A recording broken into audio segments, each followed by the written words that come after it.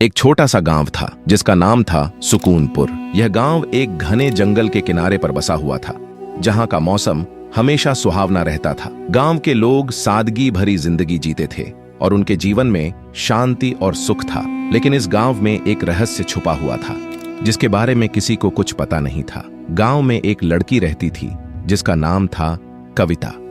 कविता एक सुंदर और होशियार लड़की थी, जिसकी उम्र लगभग 18 साल थी। वह अपने माता पिता के साथ रहती थी, जो बहुत ही मेहनती और अच्छे इंसान थे। कविता को किताबें पढ़ने का शौक था और वह अक्सर जंगल के किनारे बैठकर किताबें पढ़ती रहती थी। एक दिन जब कविता जंगल के किनारे बैठी हुई थी, उसे एक अजीब सी आवाज सुनाई दी। यह आवाज जंगल के अंदर से आ रही थी और ऐसी लग रही थी जैसे कोई मदद के लिए पुकार रहा हो। कविता का दिल धड़क उठा। वह थोड़ी डरी हुई थी, लेकिन उसके अंदर एक जिज्ञासा भी थी। उसने सोचा, क्या यह आवाज किसी इंसान की है या फिर कोई जानवर? वह धीरे धीरे जंगल के अंदर की ओर बढ़ने लगी। जैसे जैसे वह आगे बढ़ती गई, आवाज और साफ होती गई। अचानक उसने देखा कि एक बूढ़ा आदमी जमीन पर पड़ा हुआ है। उसके शरीर पर चोट के निशान थे और वह बेहोश लग रहा था। कविता ने तुरंत उसकी मदद करने का फैसला किया। वह उस बूढ़े आदमी को उठाने की कोशिश करने लगी, लेकिन वह बहुत कमजोर था। तभी उस बूढ़े आदमी ने अपनी आंखें खोलीं और कविता की तरफ देखा। उसकी आंखों में एक अजीब सी चमक थी। तुम मेरी मदद कर सकती हो, बूढ़े आदमी ने धीमी आवाज में कहा, लेकिन सावधान रहना, यह जंगल खतरनाक है। कविता ने उसकी बात सुनी और उसे गांव ले आई। उसके माता पिता ने भी उस बूढ़े आदमी की मदद की। लेकिन उस रात के बाद गांव में कुछ अजीब घटनाएं होने लगीं।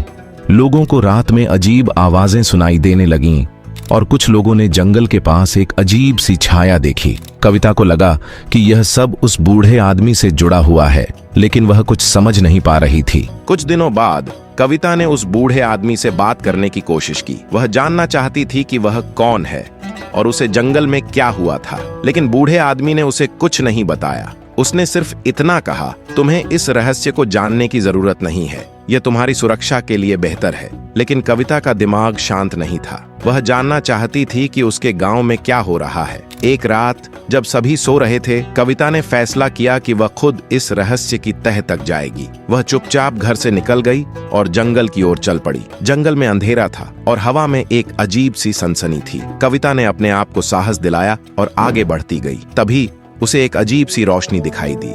वह रोशनी जंगल के बीचों बीच से आ रही थी। कविता ने उस ओर बढ़ने का फैसला किया। जब वह वहां पहुंची तो उसने देखा कि एक पुराना मंदिर है, जिसके अंदर से रोशनी आ रही है। मंदिर के दरवाजे खुले हुए थे और अंदर से एक अजीब सी आवाज आ रही थी। कविता ने धीरे से अंदर झांका और उसने देखा कि वह बूढ़ा आदमी मंदिर के बीच में खड़ा है। उसके हाथ में एक पुरानी किताब थी और वह कुछ पढ़ रहा था। तभी बूढ़े आदमी ने कविता को देख लिया। उसकी आंखों में एक अजीब सी चमक थी। तुम यहाँ क्यों आई हो? उसने गुस्से में पूछा। मैंने तुम्हें चेतावनी दी थी कि इस रहस्य में मत पड़ो। कविता ने हिम्मत जुटाई और कहा, मैं जानना चाहती हूँ कि यह सब क्या है, मेरे गांव में क्या हो रहा है, आप कौन हैं? बूढ़े आदमी ने एक गहरी सांस ली और कहा, तुम सच में जानना चाहती हो तो सुनो, मैं एक जादूगर हूँ और यह मंदिर एक प्राचीन रहस्य छुपाए हुए है। यहाँ एक शक्तिशाली ताकत है जो अगर गलत हाथों में पड़ जाए तो पूरे गांव को नष्ट कर सकती है। कविता हैरान रह गई। उसे समझ में नहीं आ रहा था कि वह क्या सुन रही है, लेकिन उसने महसूस किया कि उस पर एक बड़ी जिम्मेदारी है। उसने बूढ़े आदमी से पूछा, मैं क्या कर सकती हूँ? मैं इस ताकत को रोकना चाहती हूँ। बूढ़े आदमी ने मुस्कुराया और कहा, तुम्हारे अंदर साहस और दृढ़ संकल्प है। तुम ही इस रहस्य को सुलझा सकती हो, लेकिन यह आसान नहीं होगा। तुम्हें अपने डर का सामना करना होगा।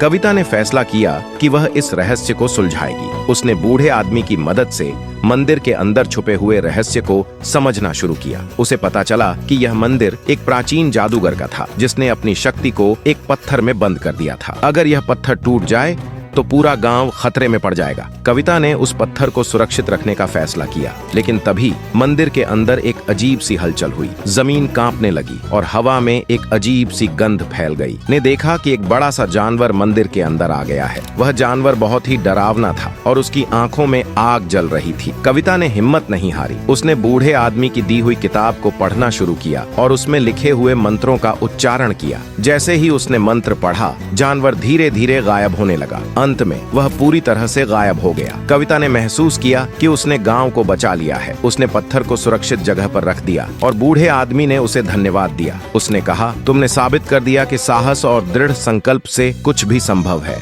नैतिक शिक्षा। इस कहानी से हमें यह सीख मिलती है कि जीवन में कठिनाइयां और रहस्य हमेशा होते हैं, लेकिन अगर हम साहस और दृढ़ संकल्प के साथ उनका सामना करें तो हम किसी भी चुनौती को पार कर सकते हैं। डर हमें कमजोर बनाता है, लेकिन साहस हमें मजबूत बनाता है।